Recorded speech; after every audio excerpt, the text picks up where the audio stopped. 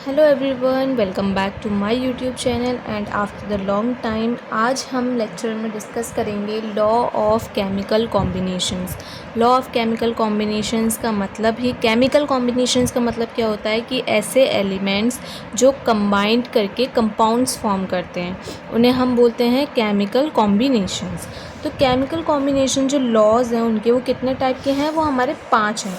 कौन कौन से? फर्स्ट आता है हमारा law of conservation of mass, second is law of definite proportions and composition, third है हमारा law of multiple proportion, third है हमारा law of multiple proportions and fourth है हमारा Gay Lussac law of gaseous volume and the last and fifth one है हमारा Avogadro law. तो ये सारे लॉ से आप सब लोग जानते ही होंगे कि केमिकल कॉम्बिनेशंस में लॉ सबसे बेसिक है, लेकिन हम इसके अंदर के बारे में पढ़ेंगे कि ये लॉ हमारे क्या क्या कहते हैं। फर्स्ट आता है हमारा law of conservation of mass. Law of conservation of मास हमारे क्या कहता है कि मास can neither be created nor destroyed. जो मास होता है, एक कठोर सब्सटेंस जो होता है, वो ना तो क्रिएटेड हो सकता है और ना ही डिस्ट्रॉय हो सकता है।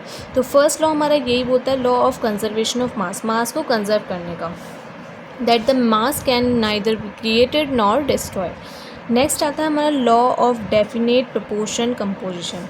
इसमें क्या कहते हैं, a given compound always contain exactly the same proportion of elements by wait.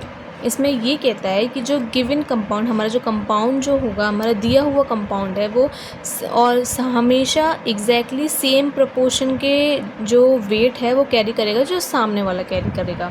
ठीक है। नेक्स्ट आता है हमारा law of multiple proportion. Law of multiple proportion हमारे क्या कहते हैं, when two elements combined with each other, जब दो एलिमेंट्स कंबाइंड होंगे ईच अदर, एक दूसरे के साथ, to form more than one compound, एक से ज़्यादा कंपाउंड को फॉर्म करेंगे। लॉ ऑफ मल्टीपल प्रोपोर्शन क्या कहता है, जब दो एलिमेंट्स कंबाइंड होंगे एक दूसरे के साथ तो वो एक से ज़्यादा कंपाउंड का फॉर्मेशन करेंगे।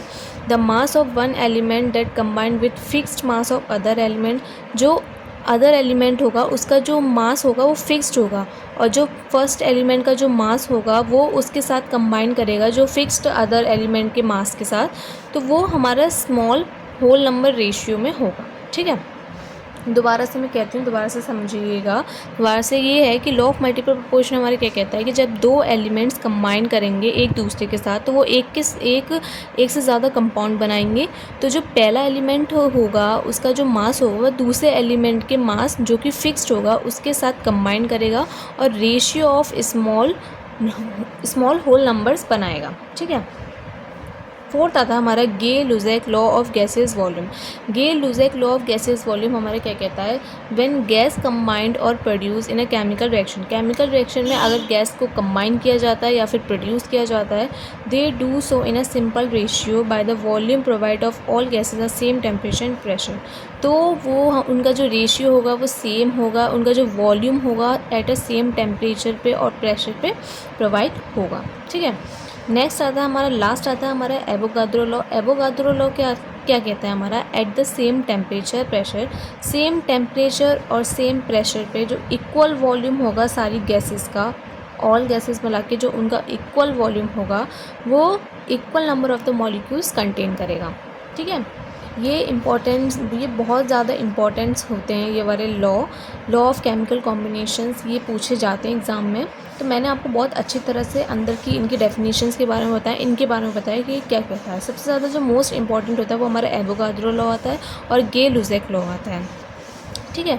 लॉ ऑफ कंजर्वेशन में हमारा मास हमारे क्या था कि मास नाइदर बी क्रिएटेड और nor destroyed. Law of definite proportion में क्या था, एग्जैक्टली जो सेम नंबर प्रोपोर्शन होगा एलिमेंट का वो ही होगा जो गिवन कंपाउंड दिया जाएगा। मल्टीपल प्रोपोर्शन में जब दो एलिमेंट्स कंबाइंड होगा एक दूसरे के साथ तो एक से ज़्यादा कंपाउंड का फॉर्मेशन करेगा, तो वो फर्स्ट एलिमेंट का जो मास होगा वो अदर एलिमेंट के फिक्स्ड मास से कंबाइंड होगा, तो वो स्मॉल होल नंबर रेशियो में होगा। गे-लुज़ैक लॉ में हमारे क्या कहता है कि जब गैसेस कंबाइन होंगे या फिर प्रोड्यूस होंगे केमिकल रिएक्शन में तो उनका जो वॉल्यूम होगा वो at the same temperature and pressure simple ratio में होगा। ठीक है। और एवोगाद्रो लॉ हमारे क्या कहता है, सेम टेम्परेचर और प्रेशर पे जो सारे के सारे इक्वल वॉल्यूम जो होगा हमारी सारी गैसेस का वो क्या कंटेन करेंगे, equal number of the molecules contain करेंगे। ठीक है। तो आज के लिए सिर्फ इतना ही है। आज हमने लॉ ऑफ केमिकल कॉम्बिनेशंस पढ़ेंगे। कल हम दूसरे लेक्चर की बात करेंगे। इनके आगे हमारा जो some basic concept of chemistry चल रहा है, जो चैप्टर चल रहा है, और मैं आपको क्वेश्चंस भी प्रोवाइड कराऊंगी, लेकिन उससे पहले आपको ये समझना ज़रूरी है। तो thank you so much for watching. अगर आपको वीडियो अच्छी लगी तो प्लीज़ चैनल को लाइक करें, सब्सक्राइब करें, शेयर करें, एंड बाय एवरीवन।